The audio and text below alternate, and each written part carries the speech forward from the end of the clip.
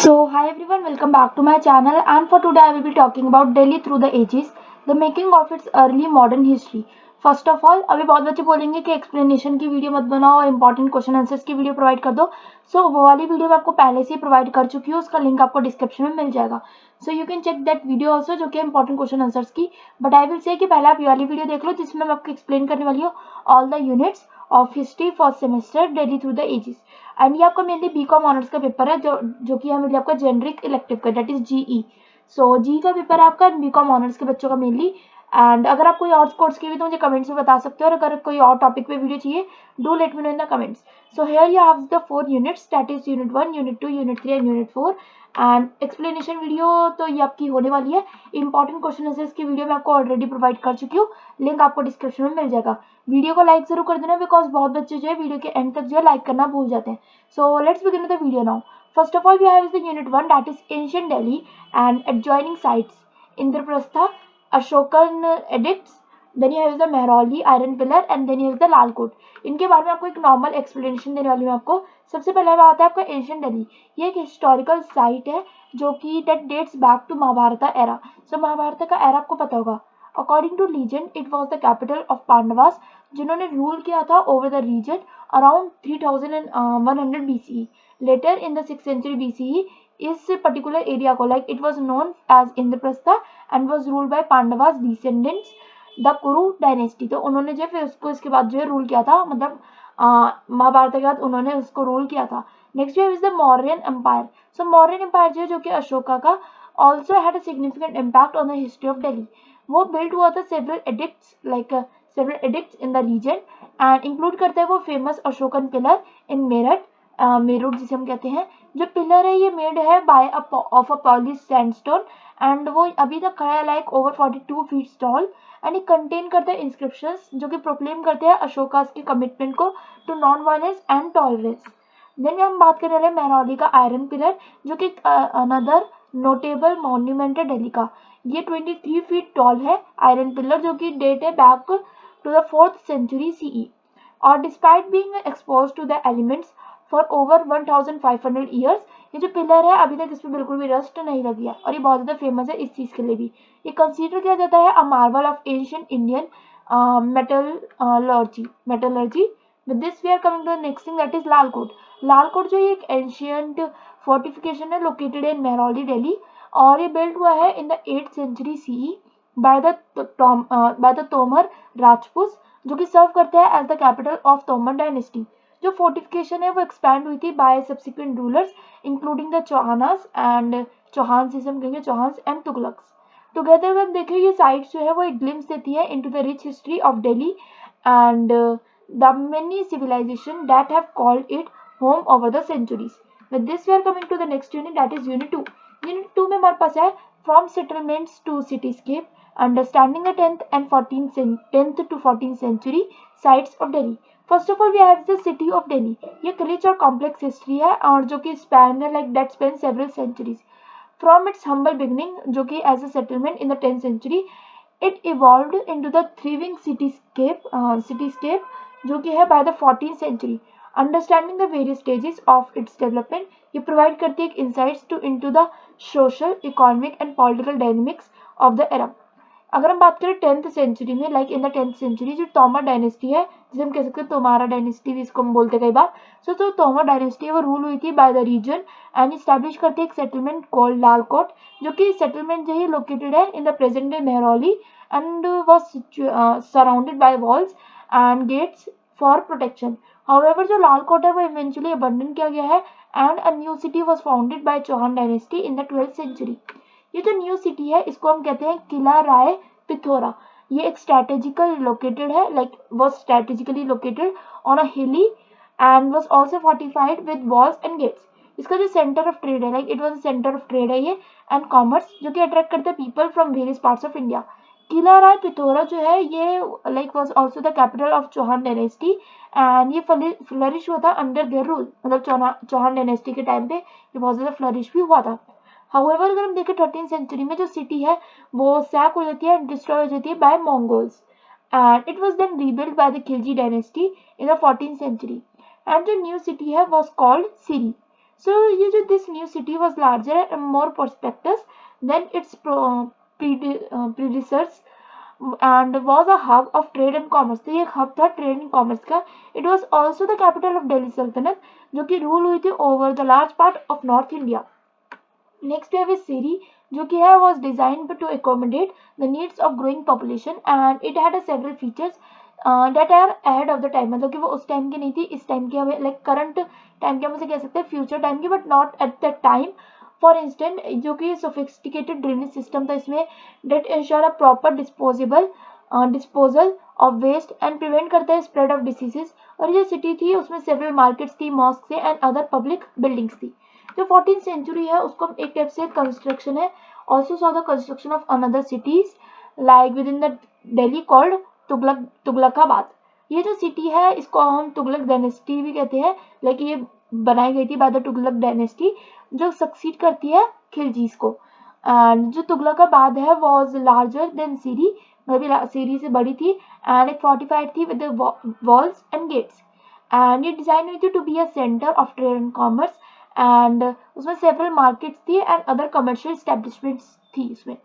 And conclusion अगर हम देखें जो सिटीज थी Delhi like the cities of Delhi वो अंडरवेंट कर रही थी several transformation over the 10th to 14th century और वो इवोक करती है लाइक वो इवॉल्व होती है from a simple settlement of thriving cityscapes that were centres of trade commerce and culture.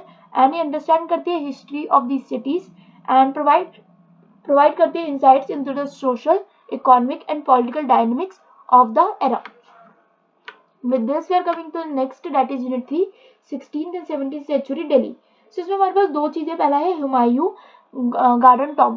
सो हुमायूं का गार्डन टॉम जो है ये एक mausoleum something that museum type से हम कह सकते हैं maybe located in Delhi India. और ये बिल्ड हुई थी in the mid 16th century by the Haji Begum जो कि विडो थी मुगल एम्परर हुमायूं की.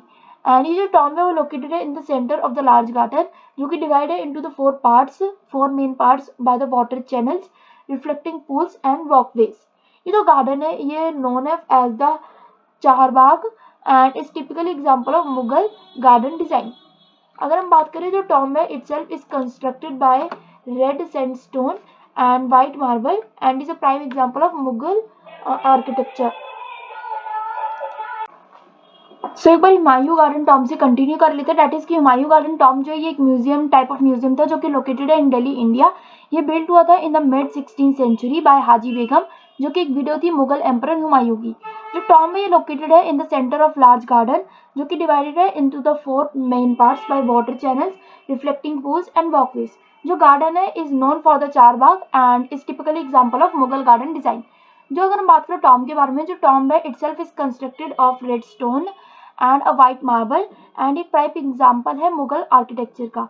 It is a octagonal in shape, मतलब ऑक्टोगोनल मतलब 8 साइड्स टाइप ऑफ शेप में है. एंड इसके जो फीचर्स है a large central dome and a small domed chambers surrounding it. जो टॉम है also has a intricate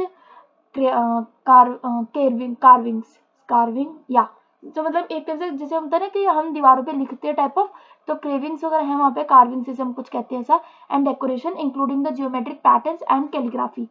Humayun जो गार्डन टॉम में कंसीडर किया जाता है to be an important monument in Indian history as it was a first garden tomb on the Indian subcontinent.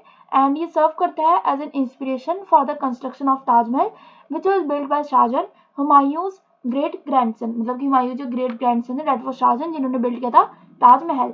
With this we have the next thing, that is morphology of Shahjahanabad. So Shahjahanabad एक historic walled city of Delhi and which was established by Mughal Emperor Shah Jahan in the 17th century. ये city जो है वो built हुई थी on the banks of Yamuna river and it design हुई थी to be a symbol of Mughal empire's power and grandeur. जो morphology है of शाहजहानाबाद वो reflect करती है मुगल architectural style जो कि characterized है by the symmetry, geometrical patterns and intricate decorations. ये जो city है was designed in the shape of a rectangle and was surrounded है by the walls with 14 gates which provide access to the city. जो city है वो ये divide हुई थी into the residential and commercial areas with the Red Fort serving as the main administrative and residential complex for the emperor and his court. And जो जामा मस्जिद है, one of the largest mosque in India, was also constructed in Shahjahanabad during this period. जो street है शाहजहानाबाद की वो बहुत narrow है and winding, like narrow and winding, and जो build है वर लाइक एंड जो बिल्डिंग है वो बिल्ड है close to the each other. जो बाजार है एंड जो मार्केट प्लेसेस है वो located in the commercial areas where known for their colourful stalls and lively atmosphere. Today अगर आज की बात करें हम तो शाहजहानाबाद है ये बस्लिंग पार्ट है ओल्ड दिल्ली का and it's known for its historical monuments, vibrant street life and traditional markets. With this we are coming to the next unit, that is last unit, unit 4, 18th century Delhi, understanding political and social changes.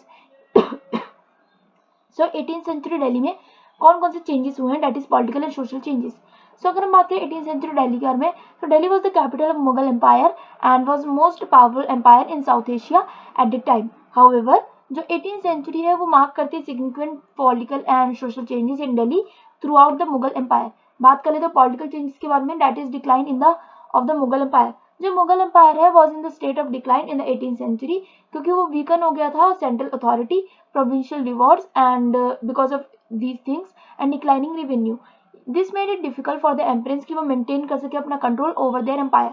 Rise of regional powers. सब regional powers धीरे धीरे उठने लगी थी as जो Mughal empire थे वो weaken हो रहे थे, such as Marathas in the west, Sikhs in the north and Afghans in the east. And ये जो regional powers से were able to challenge Mughal for control of Delhi and surrounding areas.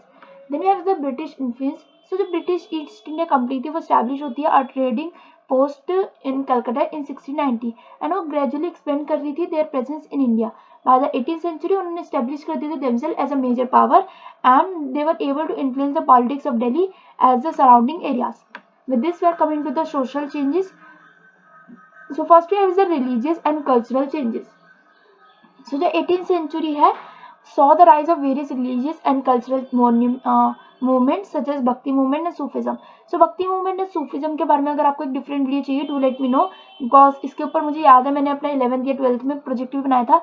So remember इसके बारे में बहुत कुछ चीज़ें, तो अगर आप चाहते हो तो उसके ऊपर मैं एक डिफरेंट वीडियो बना सकती हो. So do let me know in the comments.